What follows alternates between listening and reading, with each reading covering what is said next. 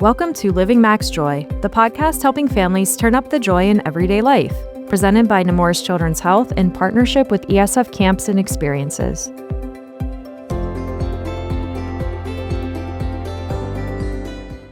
We are here at ESF headquarters, super excited about our special guest, who is actually a really great friend as well, Dr. Muniya Khanna. Welcome. Thank you so much. Thanks for having me. So first of all, do you want to tell us a little about yourself?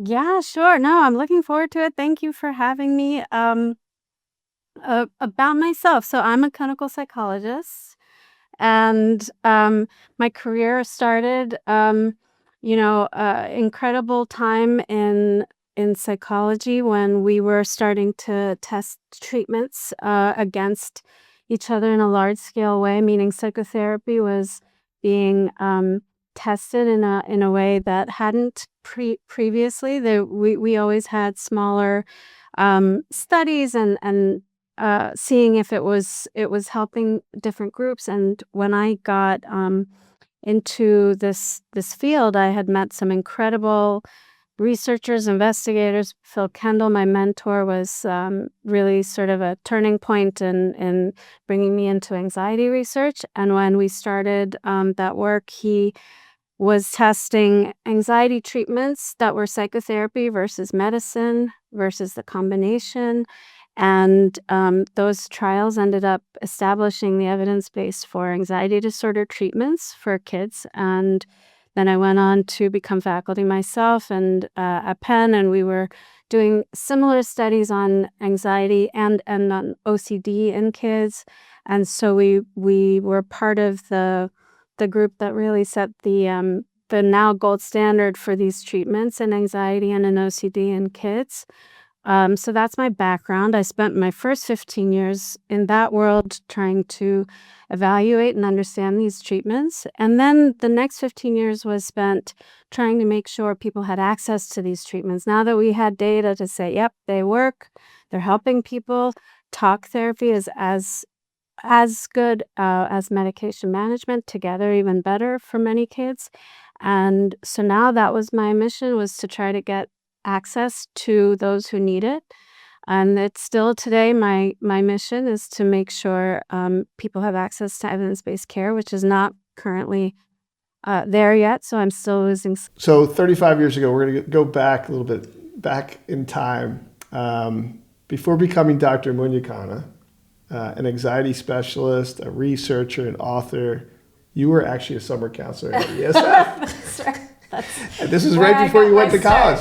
Yes. So if you go back, and talk to that younger version of Muniya, right?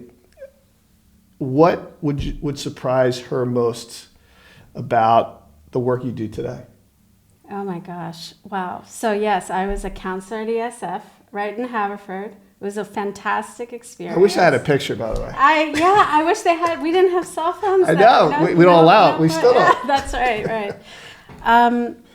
I think I'd be surprised by all of it. I didn't know there was, a science to psychological, I knew there was a science, but, to treatments the way that I understand them now. I would never have thought that I'd have impacted the field this way, that people would be interested in reading a book I wrote, that would have blown my mind.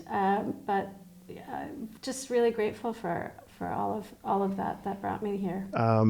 You've been an amazing parent as well as just a practitioner, and in your work, what have you learned about the emotional world of children that most adults overlook? Well, first, I think it's easy to think that they have more basic emotions, but they're very complex as much as ours. I think they just have fewer words to put to them, so they might explain them in more basic concepts. So that's number one. Number two is how I think we underestimate how much we shape their emotional experience. In every facial gesture, in every posture, in every response that we are having, we are really shaping their own understanding of their emotions. There's a feedback loop happening all day, every day. Yeah.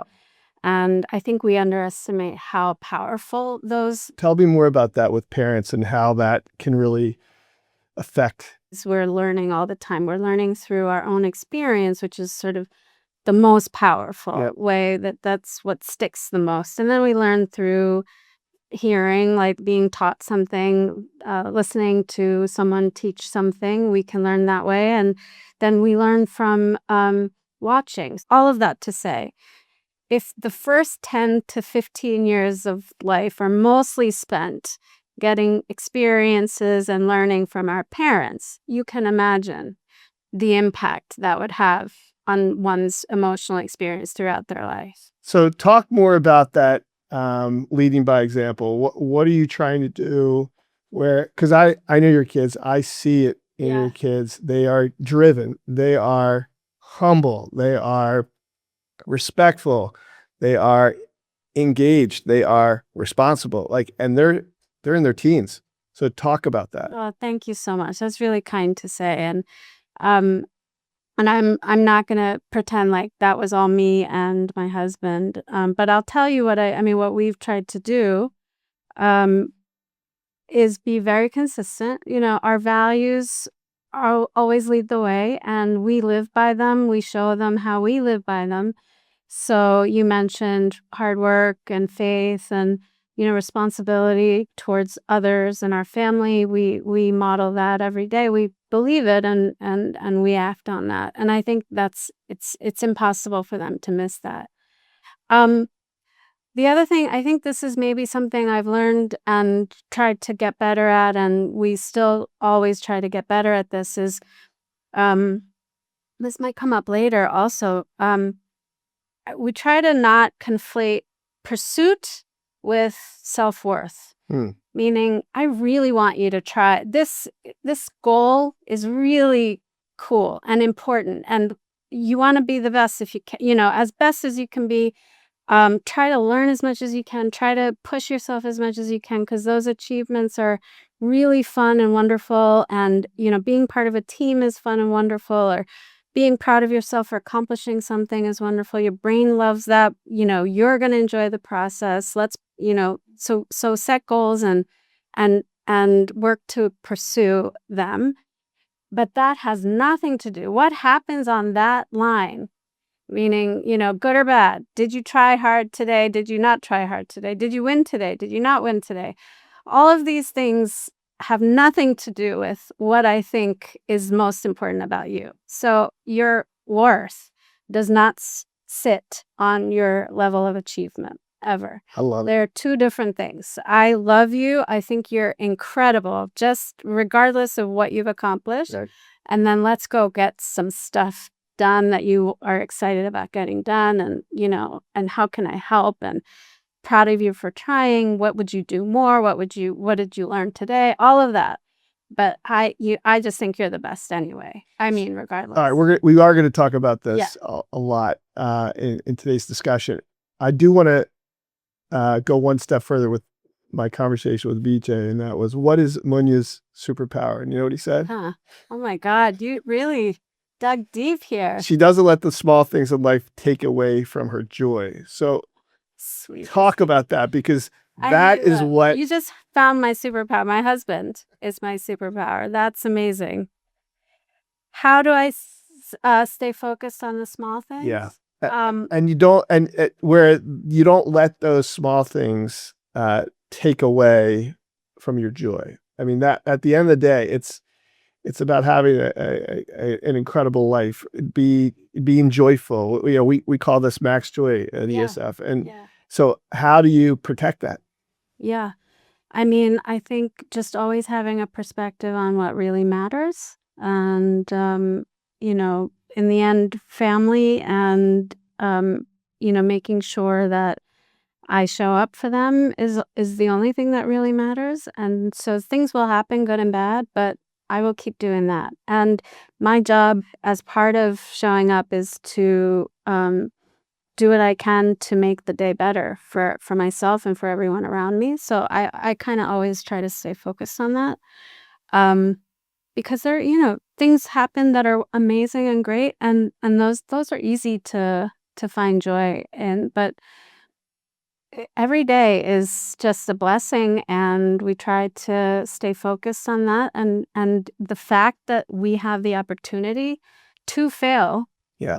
is also a blessing. It's a miracle that I have the opportunity to go and try this thing that I haven't tried before. And I try to keep that perspective. I speak that way. I think I got that from my parents. And how do let's learn and talk about that. So how to make things feel good, and how to live a life of positive feelings and joy. And so, when the research was done, and then now there's many such studies, but boiling it down to what makes us all kind of tick, what makes us feel that we've led a life of joy, is that it's. I boil it down to 4 things when I talk about it with my families and my clients. Purpose, feeling like there's something bigger than you that you're going after, that you're part of something bigger. Yep. That's really important. People, connection, that's probably the most important, feeling like you are contributing to those around you who you love, and vice versa, that you can feel that support and connection with them. Perspective, that's kind of what we focus a lot on in therapy, is talking about how you're thinking about things. Are you keeping a big picture view of what's important here? Are you separating pursuit and self-worth? Yep. Keeping perspective. Gratitude is a big one on that. Always having hope for the future kind of sits in that feeling of that things are okay now. I just want to keep on getting a little bit better. So perspective on I'm not there yet, as Yeah. opposed to what if I never get there? And then the last thing, so I said people, purpose, perspective, and pursuit is the last one. So, we talked about purpose, which is being part of something bigger, but pursuit is it could be something small, like learning how to cook could be a Right. pursuit, and always having that in the back, that makes us feel healthy and well. And so those are what research kind of has shown over time is what is going to make us feel fulfilled and feel at our best, and live a life of meaning. So You mentioned being present at the beginning with your kids.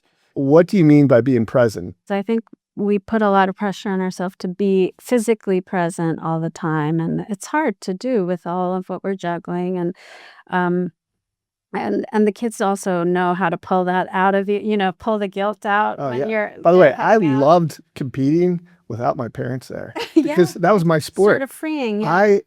I was watching all these kids, with their parents and the pressure there. Yeah. I mean, Yeah. I was like, I'm good. I don't need you to come. It's good. And it Yeah. was my sport. I thrived in it. I didn't feel like they were pushing, and it made me more driven. But that's Totally not right. happening today, by the way. No, well, so it happens that's a great point, is that it gives them freedom to fail and learn and do everything that we want them to do when we're not there too.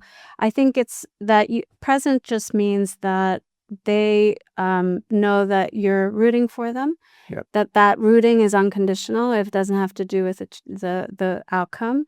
And that you're really wanting to experience it with them, which you can do from a recap of Right. what'd you think, and oh my God, that's amazing, or oh, that must have been hard, or oh, I'm so proud of you for doing that. That is our job. Yes. Yeah. So let's talk about anxiety. You've spent years studying anxiety. How has that work changed you personally, as a parent and as a human being? As a parent, I think, like what we were saying before, I'm very aware of my own responses. I'm very aware of, because I know what this looks like now. So this pattern, anxiety, is very predictable. It's for everyone, not just kids. It's when your body's sort of giving you the alarm, and it says this is going to be dangerous. Let's see what we can do to either prevent it, avoid it, make sure you're okay. Our instinct is usually to avoid or protect somehow. Maybe I don't go to school that day. Maybe I don't try out because what's the point?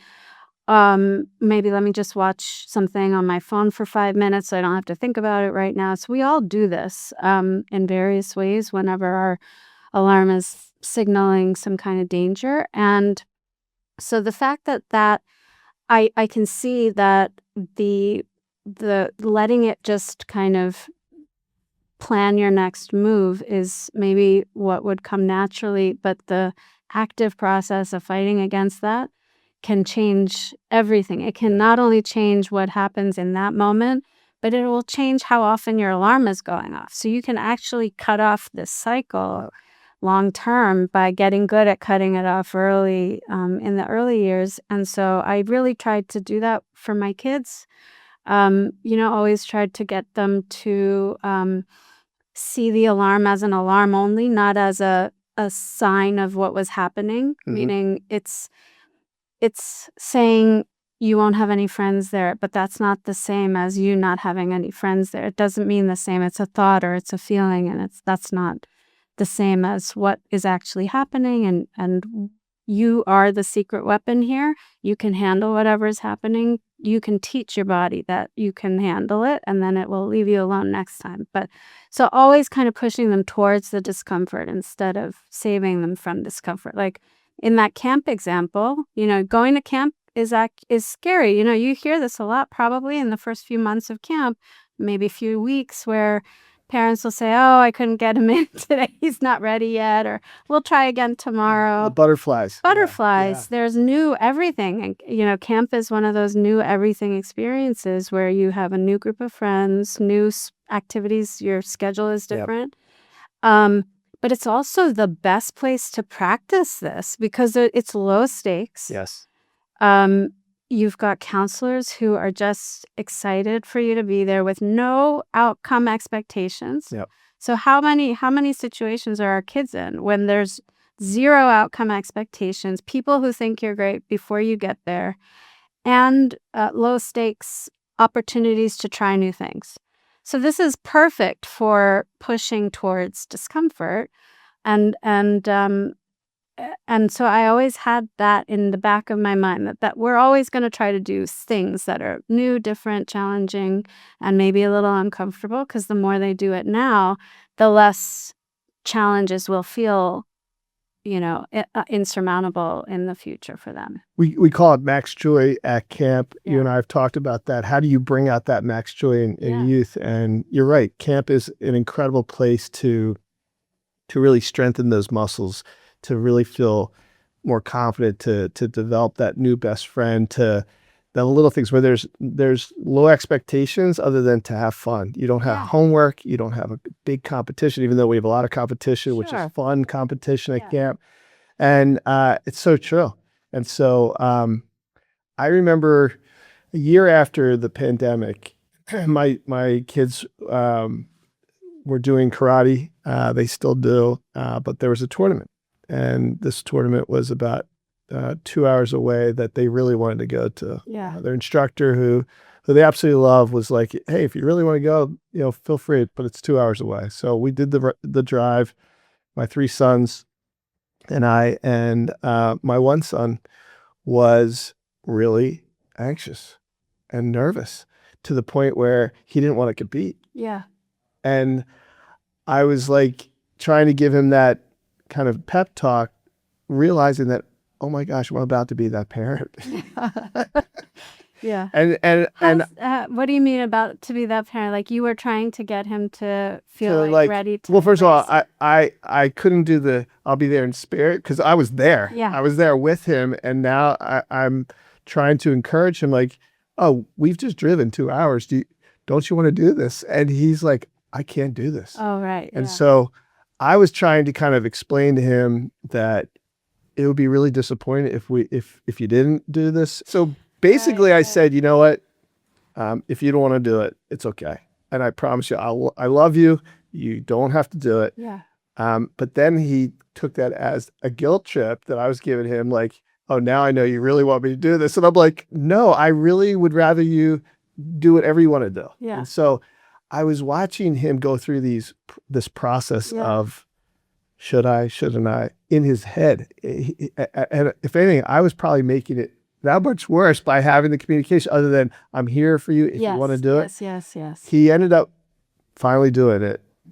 What would you recommend for parents that are probably dealing with this now with their kids who are going through that phase of anxiety, and how can us parents get better at that? Because I was totally an amateur and I thought I was pretty good at it. I wasn't. I think I gave myself a D. Yeah, no, it sounds like you did pretty good. The thing to always keep in mind is anxiety is anticipatory. Oh, it always is worse before the thing than when you do the thing. It doesn't feel better until you do the thing. Yeah. So there's nothing you should need to say to make the anxiety go away. It's better to just identify it. Okay. Like, oh, here it is. Yeah.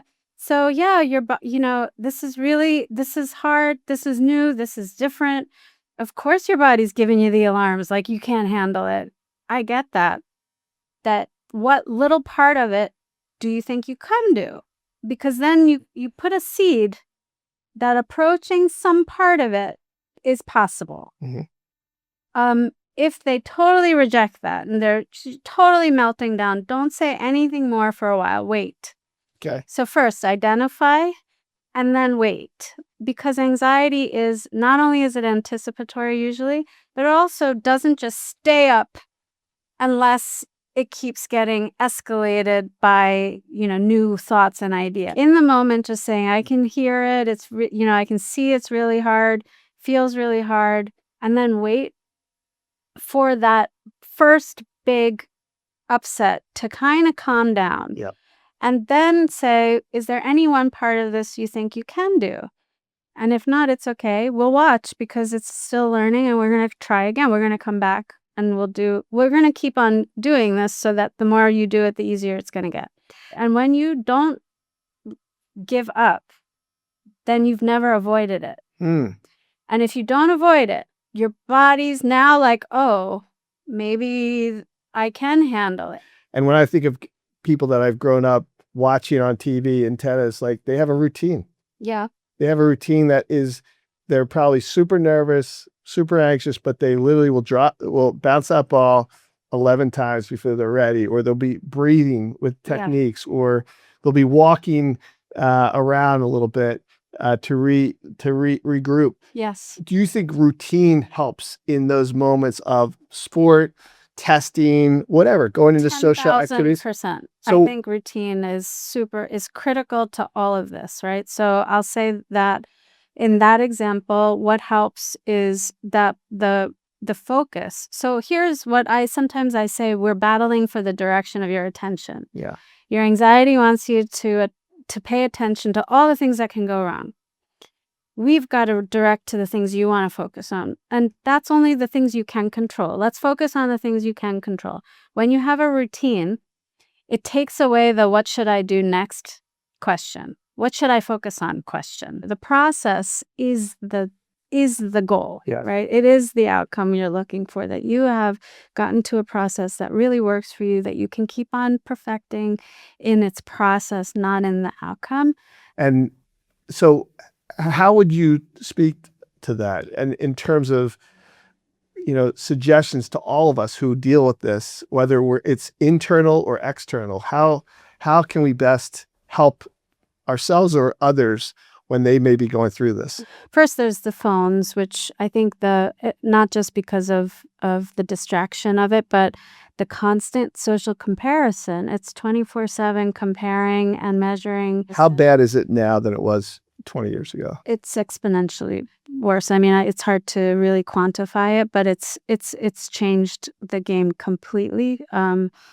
Before you could just compare yourself to the 4 kids on your team. Now you're comparing yourself to the entire world. How much is that fueling the patients that you're seeing, their level of anxiety? I think it's significant, and the research confirms that it's significant. And we're seeing, levels of depression, anxiety, really go through the roof since the advent of this smartphones. Love shows up when you have established some success, or that combination that you are appreciated, you are celebrated when there is success, and that the success metrics are these sort of achievement goals, like you got an A, you got this number on your SATs, you won that tournament, you came in number one, or this is your ranking, this is your state rank. Those metrics end up then becoming where you're getting the most amount of attention, and that ends up in our minds becoming our identity. It becomes a part of who we think we are and why we are valued. That's where this problem comes up. So that your who you saw break down, that looks 9 out of 10 times, I would guess that the problem there was that if he was not going to win this tournament, he would have no self-worth left. There was nothing to. He had failed who he promised to be. He failed his parents. He failed his coach and failed himself. And so it's just sports and academics and now other things like looks even. That things that are success metrics that are being valued are now seen as the thing that I'm striving for instead of character traits like dependable, honest, Right. loving, kind, And you're saying this is exacerbated by the cell phones simply because now they're comparing themselves. Right? constant. It's constant. So how do we raise more confident children in a culture that is filled with comparison and pressure and constant performance expectations? If we can build in routines that don't have phones part of them, that's something we can do. Predictable family routines and family celebrations, or it doesn't have to be magical every single time. Like Easter doesn't have to look like it's on Instagram. Yeah. But if it's predictable and that we're together and we're, spending time together and nobody has their phones, not just the kids, but even the adults don't have their phones.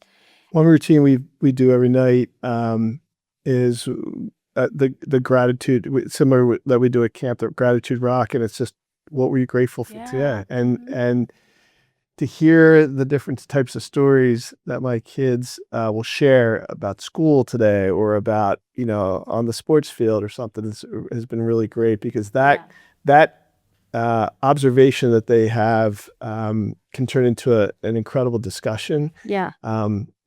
That leads to so many different moments of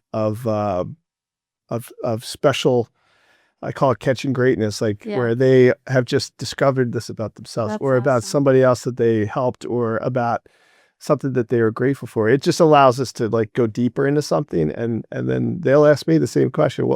So what are you grateful for today? Yeah, that's really nice. That's a great routine, and gratitude is one of the most protective practices or perspectives, and so I love that. Just always make sure, though, that the achievement they mentioned that day was not that they, got first place in something. Of course they can. You can celebrate those too, but also say what helped you get there? That's the real lesson here. So, as a father of 4 kids, ages 6 to 13, what are the biggest emotional warning signs I should be paying attention to that parents often miss?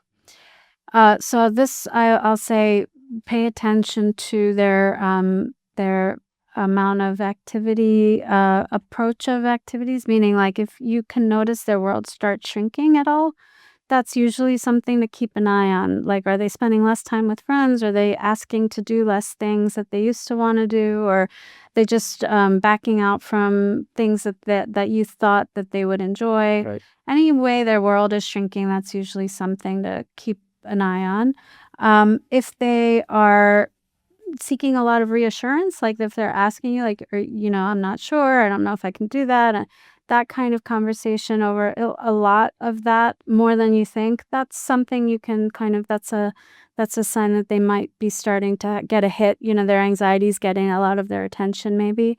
So reassurance seeking, their world shrinking, if there any kind of sleep and physical activity changes, Usually those are the things to keep an eye on. How do I know the difference between normal childhood stress and anxiety that actually needs support or intervention? So normal stress should be situational, sort of meaning that they should be temporary. This will come and go. And anxiety is more of a self-fulfilling and reinforcing process. So that means that it's something where you're noticing it's happening more often, you're noticing it's sticking around longer, you're noticing it's happening in more ways. When it starts to kind of grow like that, and it's not just, oh, I had a test and I was stressed about the test, and now I'm having ice cream with my friends and having a good time. That's usually what normal stress looks like. So when a child's overwhelmed or anxious or shutting down emotionally, what is that most helpful first response that a parent could do? Identify that I can tell that something's really hard, feels really hard for you, and then wait till that the big kind of wave comes and goes, and then see what you can do. Usually the best thing to do is go back to what you were doing before that feeling came, and then I would say having the conversation after that moment is going to be more productive than having it in that moment. What are the most common ways some well-intentioned parents accidentally increase the anxiety in their children? Yeah, so everybody's vulnerable to this, but you over correct or you might jump quickly to fix something or to prevent something from happening. We call it accommodating. A parent accommodation means that you are motivated to work around the anxiety instead of through the anxiety. Right. So like, oh, I don't want to go to camp because I don't know other kids there. Let me call my friend whose kid is friends with my kid and see if they will go to the camp with my kids so that they don't have to feel alone.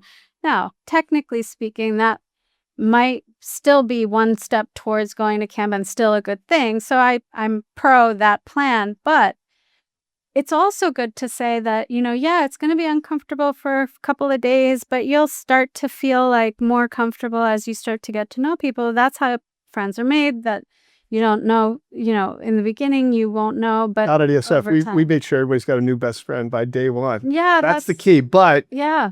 it is scary as a parent to know what my child's about to go into a new situation. I think the anxiety level could be as heavy on the child on the first day as it is the parent. Yes, right.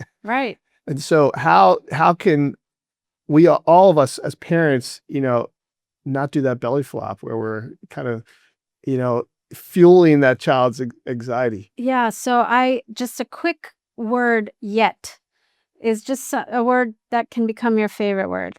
I'm not good at that yet. I haven't made any friends yet. Wow. And then just you've got that in the back of your mind. You kind of know that that's what your little secret weapon is, that that we're going to get there eventually. Is your way to communicate it is using that word yet. So that's really the if you know that that's the plan, that we're going to get there, you will communicate that to them. And they will start to build their own confidence that that's true. And then you start planning it out. How do we do this hard thing, even when it's hard? So I would say that if, what we sometimes do is try to fix it or try to remove the challenge. And instead, you say that, yes, it's challenging. And yes, I believe you will be able to handle it, but maybe not yet. Maybe we'll handle a smaller piece of it first. So how can I help my kids build resilience without becoming too hard on them emotionally? So resilience cannot form if love is coming with conditions. It's got to be, the foundation has to be, you are loved, appreciated, safe, and everything will be the same before and after this event.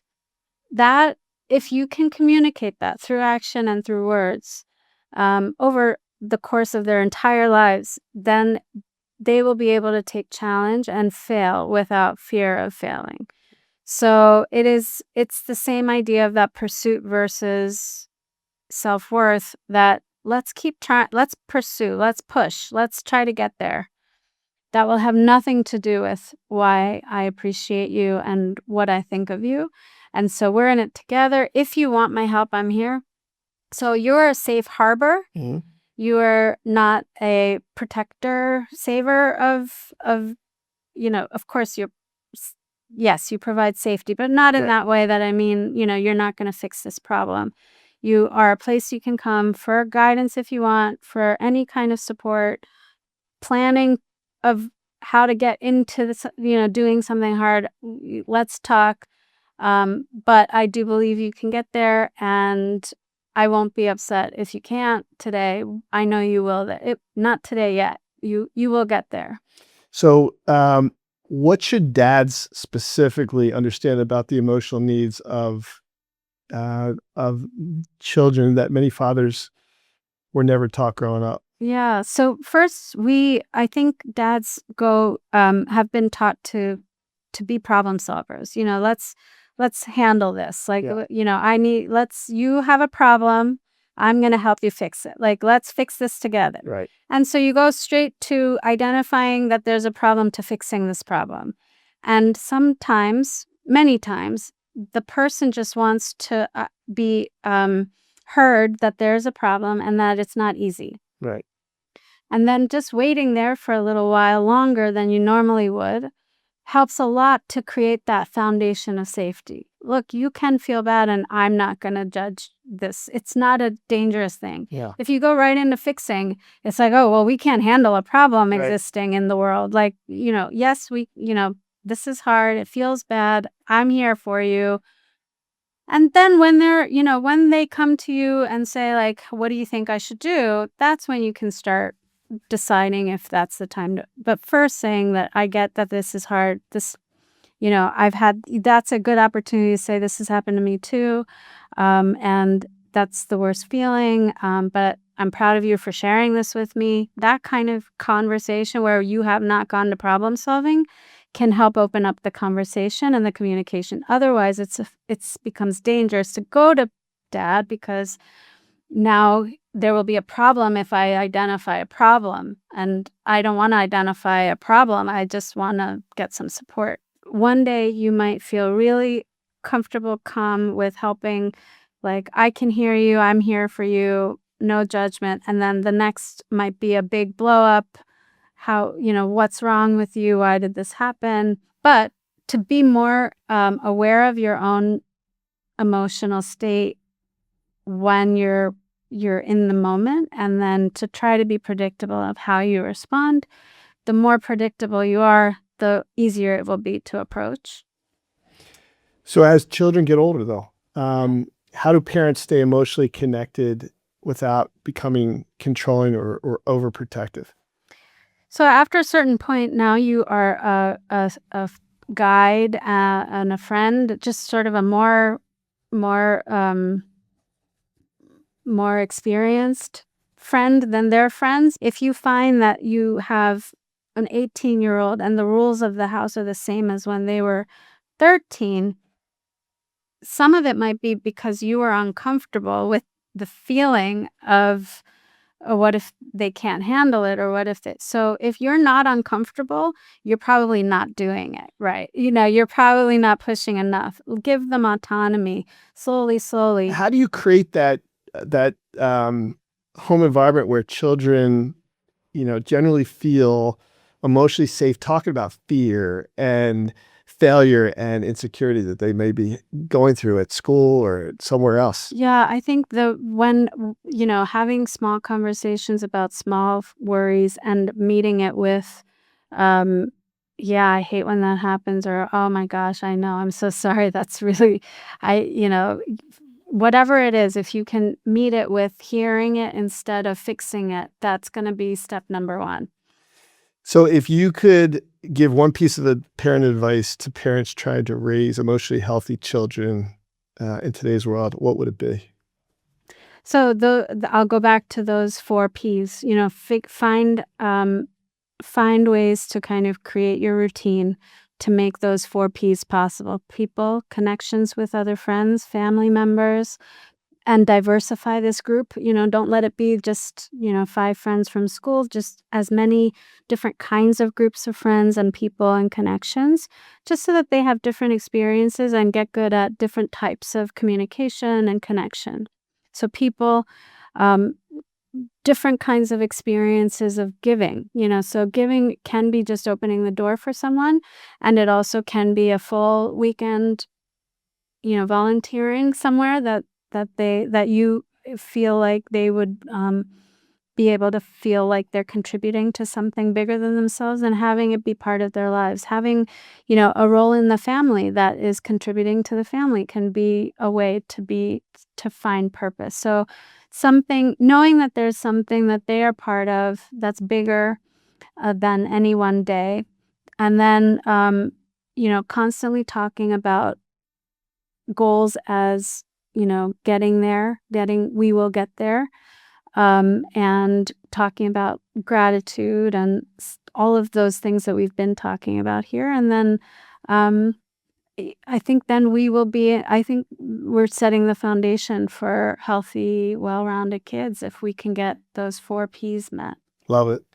When you think about a child living a joyful, meaningful life, what matters the most in the end? So this is everybody's answer will be different depending on your values. So my answer would be one thing that not everybody would agree, but that's How about your kids? Looking back. the one thing. For me, it's that they would feel that their role in the family is very critical for all of our family. Love it. So everybody plays a part. Everybody's important and cherished, and we show up for each other, and we show up for them, and they show up for us, and I love it. Yeah. So a question I ask everyone is, what's the kindest thing a stranger has ever done for you? A stranger okay, so I'll give an early memory because it stuck out, because this happens so much, and I feel like we never talk about how wonderful people are. We always talk about all the problems people have. But early memory, I was driving and my car broke down on the highway, and it was not a major it was like a Roosevelt Boulevard, in Philadelphia. So it was busy, and my car broke down. No cell phones at the time. There was no such thing, I'll say. That's how long ago this was. God, you look so young too. That's how long this was ago. But and I had my little brother in the back seat. My car started and then just stopped.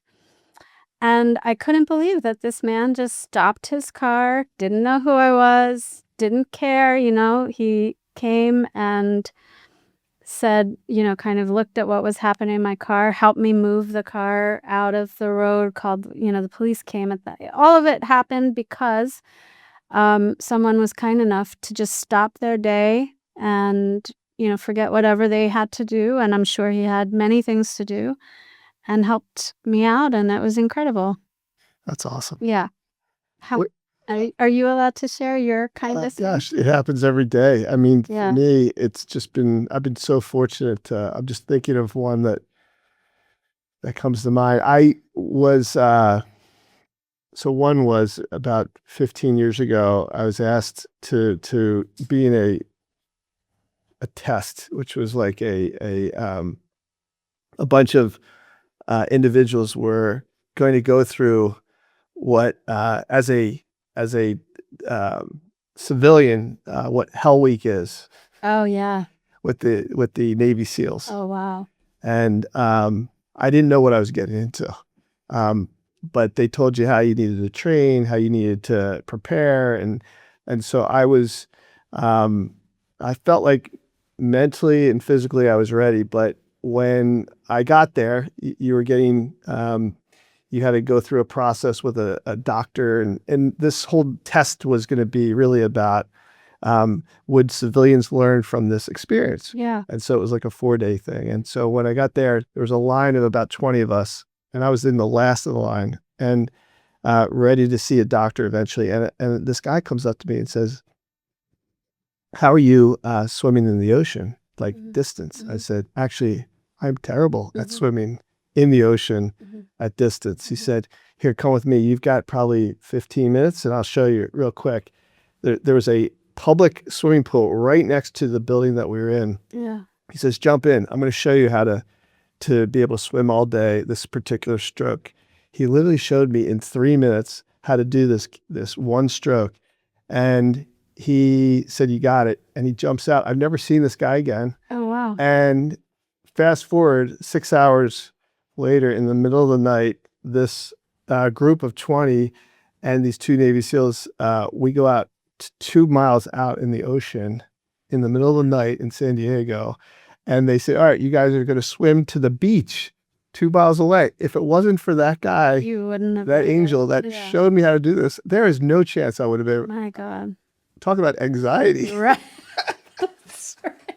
That's right. So I can keep going on to different types of moments, but stranger Yeah. who was super kind. He didn't have to do that. Yeah. And I would have probably never have gotten out of that boat Wow. and did it. But Incredible. yeah, no. Well, Moni, this has been a real treat. I can't thank so you enough. much. It was fun. You're amazing. And I hope we can do this again. Absolutely. I hope so. Thank you. Thank you. Today's episode was brought to you by ESF Camps and Experiences in partnership with Nemours Children's Health. For more information, visit esfcamps.com/Nemours or click the link in the episode description. Thanks for tuning in. Until next time, keep living MaxJoy.